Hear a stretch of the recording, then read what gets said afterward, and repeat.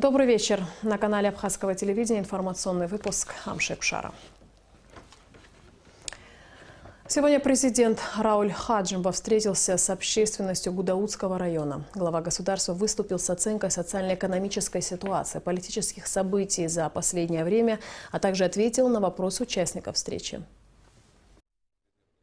Перед началом актива глава государства Рауль Хаджимба посетил строящийся музей боевой славы имени Сергея Платоновича Дбар и дал поручение закончить работу до 30 сентября текущего года. Затем в Доме культуры состоялась встреча с общественностью Гудаутского района. В ней приняли участие премьер-министр Беслан Барцыц, вице-премьер Аслан Кубахия, министр внутренних дел Гари Аршба, генеральный прокурор Зураб Ачба, председатель СКБ Зураб Маргания. Разговор с главой государства получился откровенным. По мнению выступавших, президент Рауль Хаджимба имел право принять решение о помиловании лукаво, право, прописанное в Конституции Абхазии. В частности, в своем выступлении глава Гудаутского района Руслан Ладари отметил, что сегодня есть возможность в спокойной обстановке обсудить сложившуюся непростую общественно-политическую ситуацию в стране. Глава района убежден, что подобного рода вопросы нужно решать внутри общества. Глава государства Рауль Хаджимба также дал оценку политической обстановки в стране. По словам президента, все вопросы возникают из-за недостатка открытого диалога.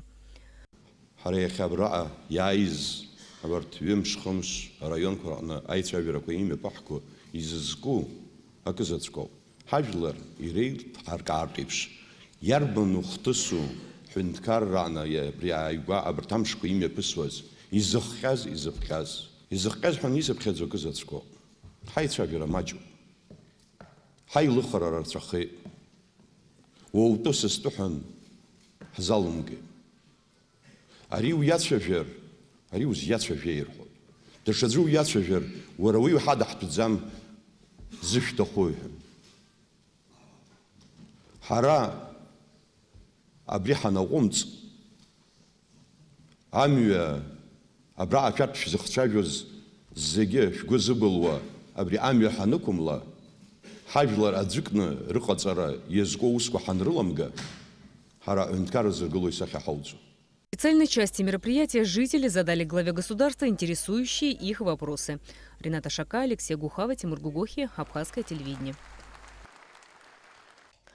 Расширенный репортаж о встрече президента с общественностью Гудаутского района смотрите в нашей программе сегодня. Рауль Хаджимба подписал указ о присвоении Владимиру Аршба звания Героя Абхазии посмертно. Как отмечается в указе президента, за мужество и героизм, проявленные в Отечественной войне народа Абхазии 1992-1993 годов. Владимир Георгиевич Аршба – абхазский государственный политический деятель.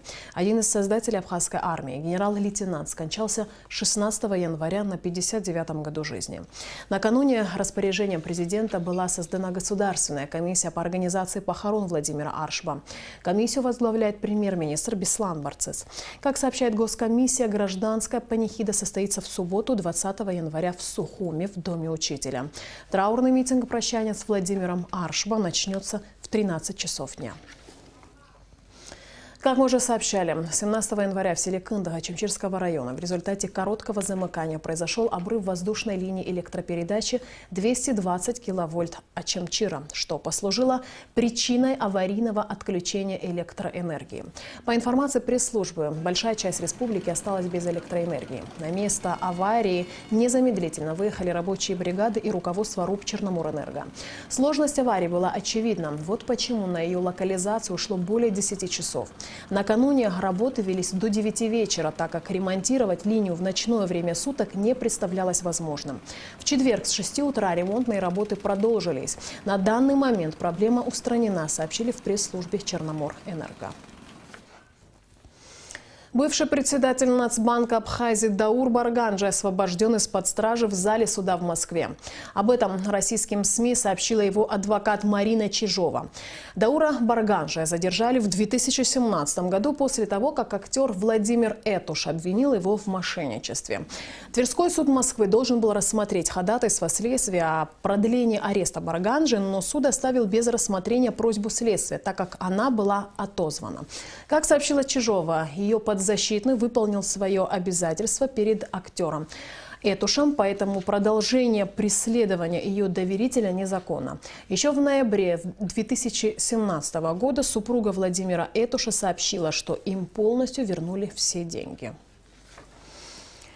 Сегодня с ночи христиане Абхазии, как и весь православный мир, будут праздновать День Богоявления или Крещения Господня.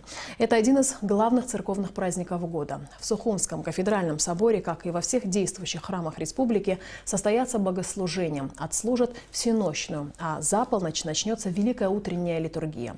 В Каманском храме пройдет чин великого освящения воды, как стало уже традиционным при большом скоплении людей. В крещении после обряда освящения воды принято купаться в освященных источниках и купелях. Абхазия приглашена в состав Совета по спорту Ассамблеи народов Евразии. Об этом стало известно в ходе встречи председателя Государственного комитета Республики по физической культуре и спорту Баграта Хутаба с заместителем председателя Совета Ассамблеи народов России, председателем Совета по спорту Ассамблеи народов Евразии Николаем Бухониным. Во встрече приняли участие президенты различных федераций спорта Абхазии, а также представители Госкомитета по молодежной политике. Подробности в материале Асиды Сагария.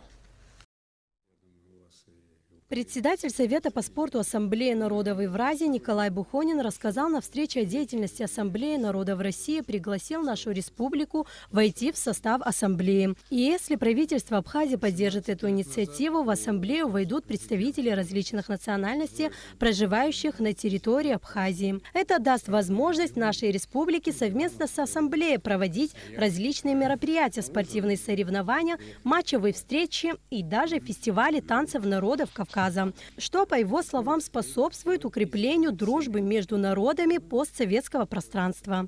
И, конечно, нам нужно вместе добиваться те цели, которые поставлены сегодня Генеральным Советом Ассамблеи народов Евразии.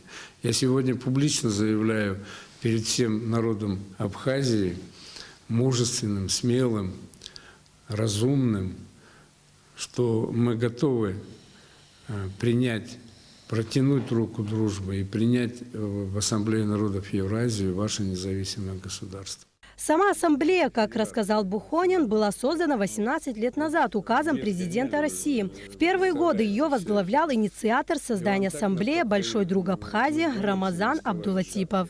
Задача ассамблеи – духовное просветительство, возвращение к источникам. Помимо интеграционных процессов, Ассамблея народов Евразии ставит перед собой задачи в борьбе с международным терроризмом. Председатель Госкомитета по физической культуре и спорту Баграт Хутаба отметил, что членство Абхазии в Совете Ассамблеи народов Евразии может стать окном в мировое сообщество и выразил надежду, что правительство Абхазии поддержит предложение ее председателя.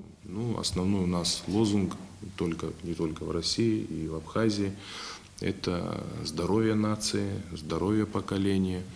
Для нас это большое значение имеет. И мы, естественно, рады принять ваше предложение. Обязательно мы все это совместно проработаем, подготовим все необходимые документы.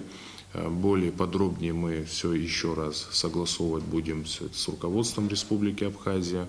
И с вашей стороны приглашение, которое будет на съезде, который будет проходить в мае 2018 года, мы с удовольствием примем участие. Такую надежду выразили и другие участники встречи. Асида Сагария, Александр Чернов, Абхазское телевидение. До начала грандиозного футбольного праздника чемпионата мира по футболу FIFA 2018 в России осталось 150 дней. Спрос на билеты Мундиаля растет как в стране-хозяйки мирового первенства, так и во всем мире. Не осталось в стороне и Абхазии. Многочисленные болельщики из нашей страны вряд ли упустят возможность побывать хотя бы на одном из матчей чемпионата мира. Ведь несколько игр пройдет совсем рядом, в Сочи. О том, как приобрести желанные билеты и стать обладателем паспорта болельщика, расскажет Наала Кови. Чемпионат мира по футболу или Мундиаль – главное международное соревнование по футболу. Чемпионат мира проводится управляющим органом мирового футбола ФИФА, и участвовать в нем могут мужские национальные сборные стран, членов ФИФА всех континентов. Маршрут 32 команд-участниц чемпионата мира по футболу ФИФА 2018 в России уже известен. Финальная жеребьевка распределила команды по группам, и каждая сборная теперь знает своих соперников по групповому этапу. 12 стадионов примут все 64 матча главного большого футбольного турнира. Стадион «Спартак» в Москве, сочинский «Фишт», Казань-Арена и стадион «Санкт-Петербург». А главный стадион чемпионата мира ФИФА 2018 «Лужники», где пройдет матч открытия и финальная игра мирового первенства, распахнул двери в ноябре после масштабной реконструкции. На остальных 7 аренах – стадион Калининград, Волгоград-арены, Екатеринбург-арены, стадионы Нижний Новгород, Мордовия-арены, Ростов-арены, Самара-арены – ведутся последние приготовления, и совсем скоро они будут готовы встретить болельщиков со всего мира. С 5 декабря, когда стартовал нынешний этап продаж билетов, который продлится до 31 января, уже запрошено 3 миллиона 141 тысяча 163 билета. Болельщики со всех концов света имеют уникальную возможность стать частью крупнейшего турнира ФИФА, подав заявку онлайн на сайте ФИФА. К этому моменту больше всего заявок подали российские любители футбола. Кроме них в числе лидеров болельщики из Германии, Аргентины, Мексики, Бразилии, Перу, Колумбии, США, Испании, Польши и Китая. При этом 38% всех билетов запрошено болельщиками из-за рубежа. Не остались в стороне и любители футбола из Абхазии. Паспорт болельщика вообще как получить? Когда тебе билет дали, то есть тебе билет присылают либо в отделение почты, либо курьером, то есть там все зависит от того, что ты выберешь, какой из пунктов ты выберешь. И если тебе вот все твои заявки одобрили, нужно понимать, что у тебя с твоей карты спишутся деньги. То есть, естественно, службы безопасности тебя полностью проверяют. Но сейчас это все до 31 числа, до 31 января, насколько мне известно. А потом уже в марте месяце будет уже третий этап, один из последних этапов продаж билетов, то есть которые останутся.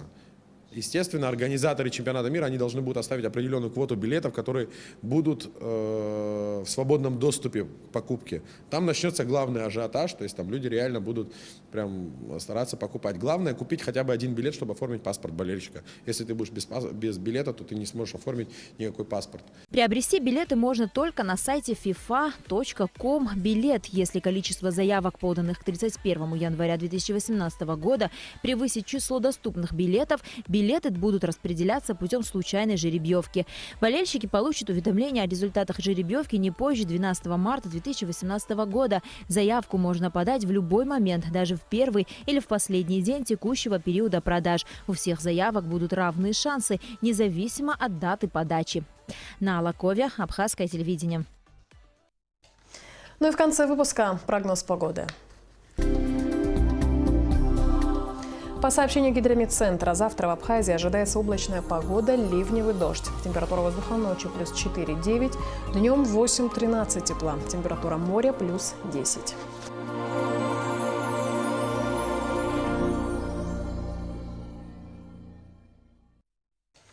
И на этом наш выпуск завершен. Всего доброго и до встречи в эфире.